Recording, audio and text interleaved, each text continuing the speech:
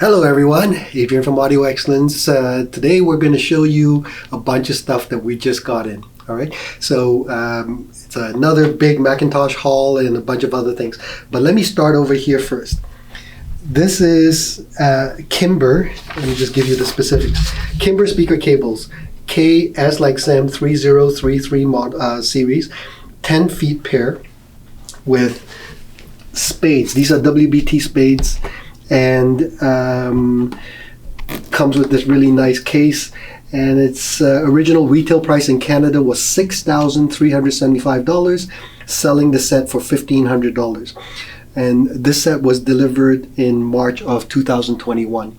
Most of the things that you're going to see today are from an estate sale, and they weren't used very much because unfortunately the gentleman had cancer. So because of that, it was unfortunate. Okay, let's start over here. Same estate. This is the Lumen U1 Mini streamer. Fantastic streamer. It really, really is. We sold lots and lots of these. They're great. It doesn't have a DAC built in, so you do need to connect it to an external DAC. This was... Give me a second.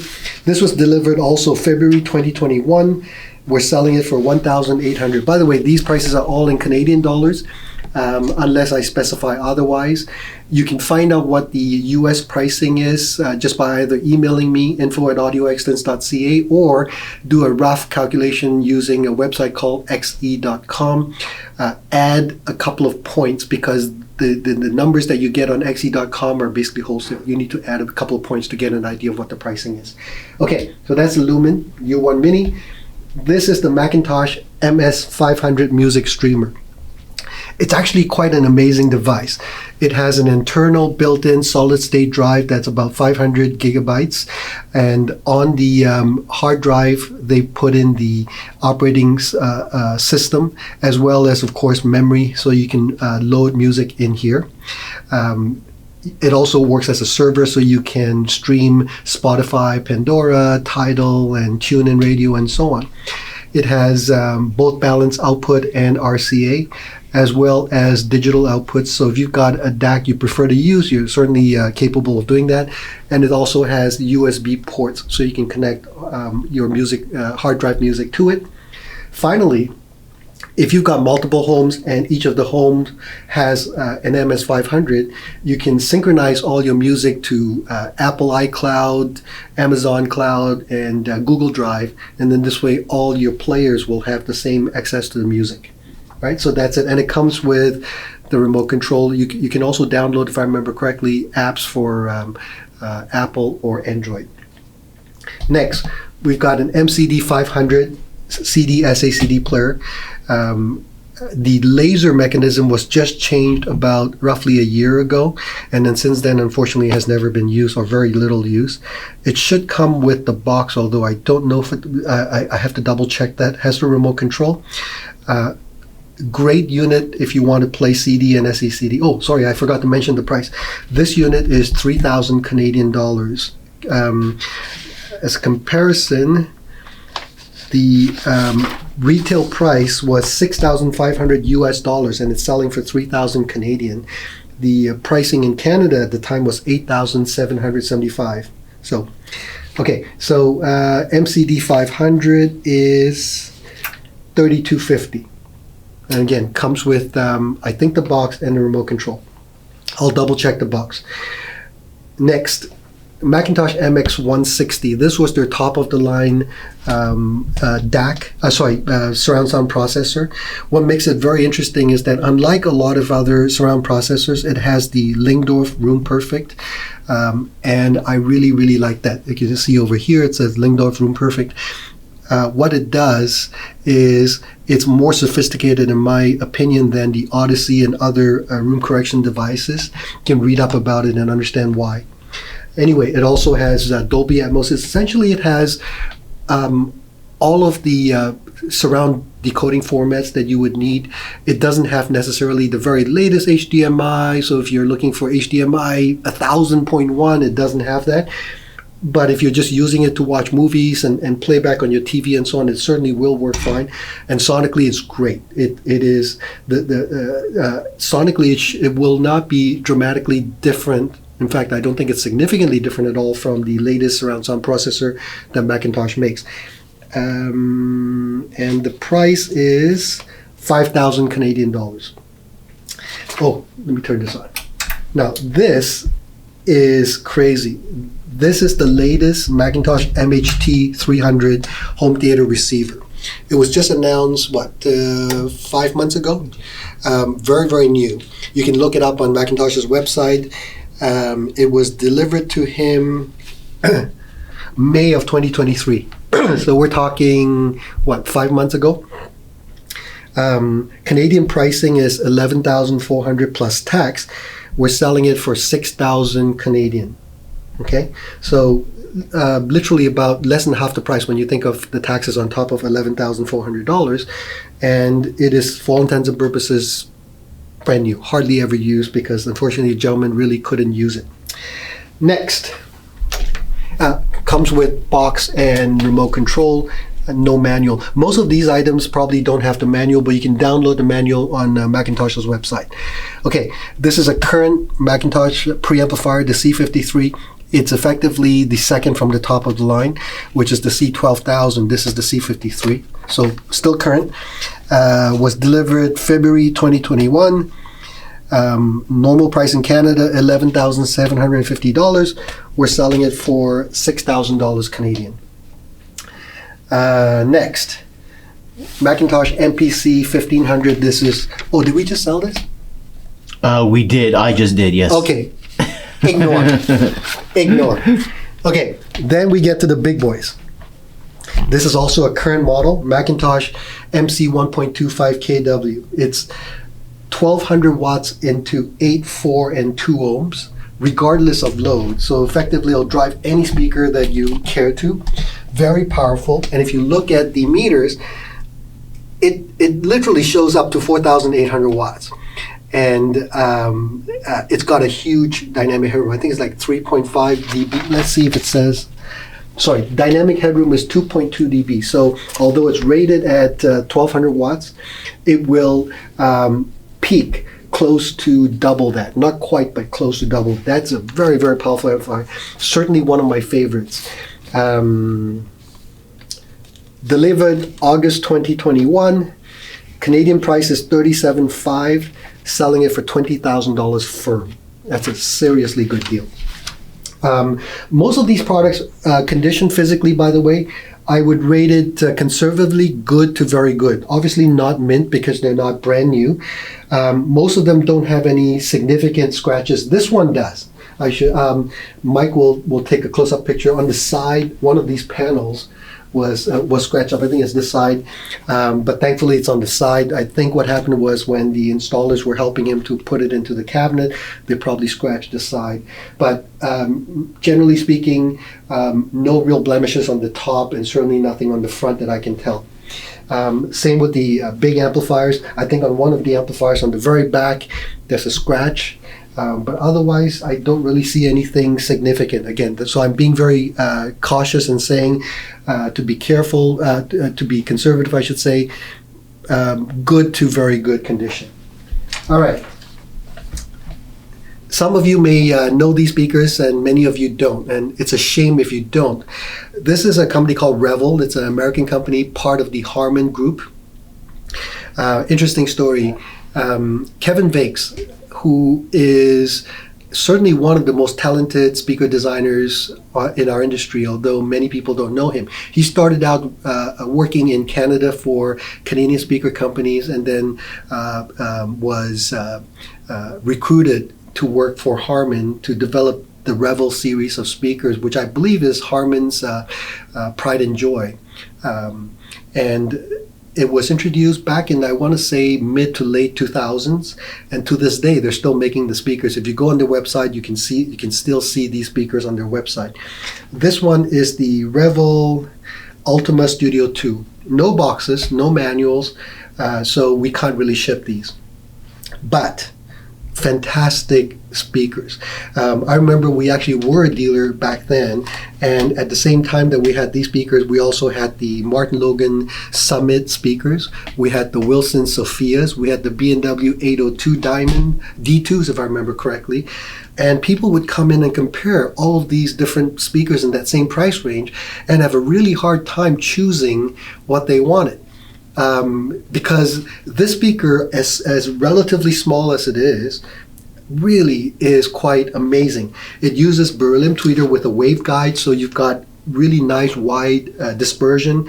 It uses titanium cones for the mid-range and the woofers. Let me give you the specs just to give you an idea of how anal Kevin Biggs is when it comes to measurements and accuracy. Okay, check this out. Minus 3 dB from 32 hertz to 45,000 cycles. Minus 3 dB. In other words, not plus or minus. So if you understand what plus or minus means, it means basically you have up to 6 dB of variance. This is minus 3 dB from 32 hertz to 45 kilohertz. Plus or minus 0.5 dB from 31 hertz to 18 kilohertz. Plus or minus 0.5. In other words, 1 dB variance from 31 hertz to 18 kilohertz. Now, plus or minus 1 dB, in other words, a variance of 2 dB, from 33 hertz to 20,000 cycles. This is a very, very flat speaker. Okay, you can Google the review in Stereophile. I think John Atkinson was blown away by how well it measured. 6 ohm impedance, 87.7 dB sensitivity. So again, this is how accurate Kevin likes to be. And he doesn't say it's 88 dB, he doesn't say it's 87, he says 87.7 dB sensitivity, and each speaker weighs approximately 112 pounds. US retail, when it first came out, was $15,999, so $16,000 US. I presume now it's gone up, but back then it was $16,000 US, roughly 22,000 Canadian. We're selling the pair for 6,500 Canadian. So in US dollars, you're probably looking at what, 5,000, 4,500, something like that. Take approximately 1.38 off. Divided by 1.38, or actually to be more accurate because there's 2 points difference, divided by 1.36, and they'll give you what the Canadian price is. However, you have to come pick them up because we can't ship them. One other very cool thing about these speakers, first of all, you can see physically they're in great shape. I think at the very bottom, let me move this around, it'll be a bit easier. On the base of these speakers, one of them has a small blemish. I don't know if I don't know if it's this one as well. Anyway, Mike will take a picture of it. But it's because it's painted black, you can easily touch it up with some magic marker. You won't see it because it's not in the front. It's either on the side or in the back. What's very cool about this is that you've got this little, let's see, how do I open this? Oh, there we go. This little cover. And so this is where you connect your wires to it. You've got adjustments for, if you put your speakers close to the wall, you've got adjustments for boundary or contour or normal, and you've got tweeter adjustment levels as well. And then once you've hooked up your cables, you just close this cover, and it makes it really nice. Okay, again, 6,500 Canadian dollars. Insane. I'm very tempted to buy them. I got no more space. Okay, we have two Sumiko subwoofers called the S.9. Many of you will know, but Sumiko was a very large, still is by the way, but at the time they were a very successful distributor of high-end products in the US. So a lot of the lines that you saw back then, including Sonus, Faber, and so on, was Project and a whole bunch of other ones. Sumiko was the distributor. So if you went to your high-end store, there's a good chance that the product that you were seeing was from Sumiko. Anyway, they also distributed REL subwoofers. When Sumiko was bought by the Macintosh Group back then, REL wasn't part of the deal, and so the parent company wanted to still maintain working relationships with all the different dealers that were carrying REL, so they came out with their own version of that subwoofer, and this one is called the S.9. So the S.9. Okay, so the S.9 uses a 10-inch active woofer and a 10-inch passive. So the front driver is the active, and then there's one at the bottom which is passive. It uses a Class AB amplifier, which is quite unusual. Most subwoofers use Class D because it's more efficient, but Sumiko felt that the Class AB sounded better, and so they used the Class AB. It produces 350 watts RMS, so real power, not the kind of nonsense that you see, and it peaks at 700 watts. It's a very, very good sub. Like the REL, when you connect it using the high-level control here, use a speak-on that connects to the back of the speaker, and then you've got the 3 wires here. Again, you follow the manual, hook it up, again, just like a REL.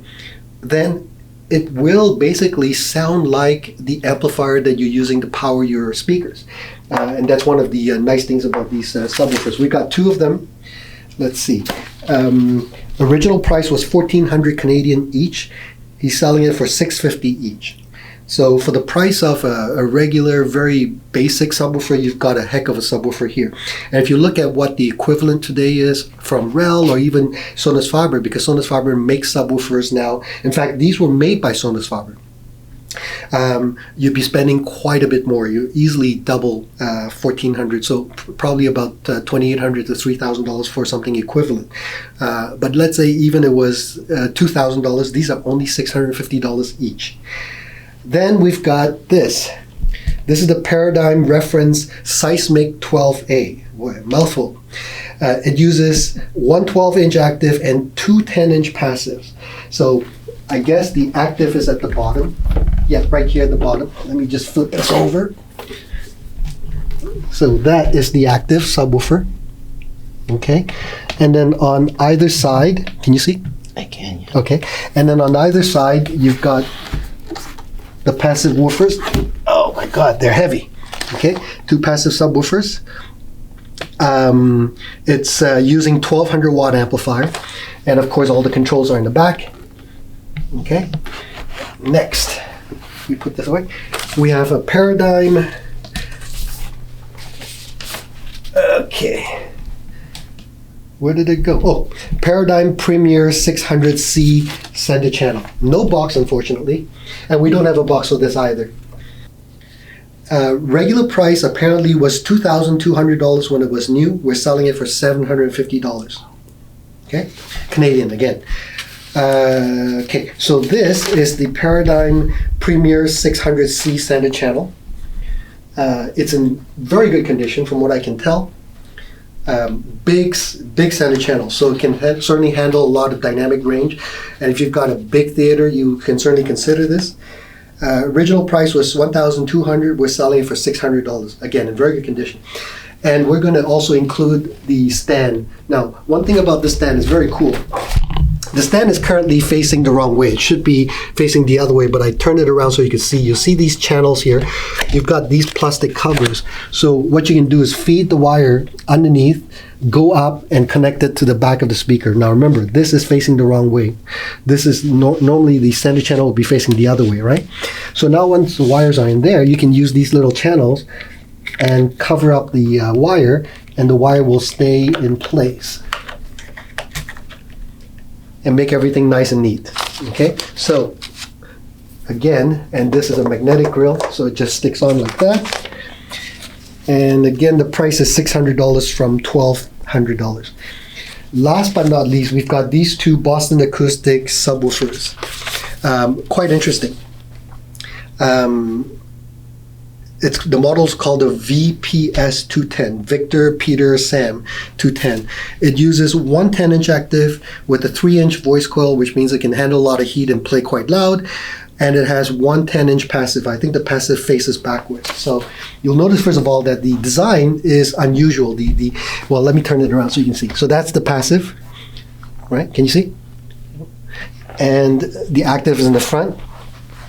You'll notice again the cabinet is quite unusual. It's quite sensuous. It's beautiful, made beautiful curvature like that, and all the controls are at the front here. It's covered by this little flap, and so now you can adjust for your crossover, your polarity, and your power, whether you want it to be on, off, or automatic, and of course your level adjustment over here. And then finally, all of your connections are at the bottom here. So again, there's a little slope here so the wires can fit in very comfortably, and this is where you connect all your connections: line level input or LFE, and output in case you want to use the internal crossover for your high pass. Okay, and this is still the plastic to protect the base. Look, it's just still there. Yeah, and we got 2 of these, and they're in very good shape. Okay, so that is our current haul. All the Macintoshes, I believe, come with remote controls. And so if you have any questions, email me, info@audioexcellence.ca. And thanks for watching. We'll see you next time. Bye-bye.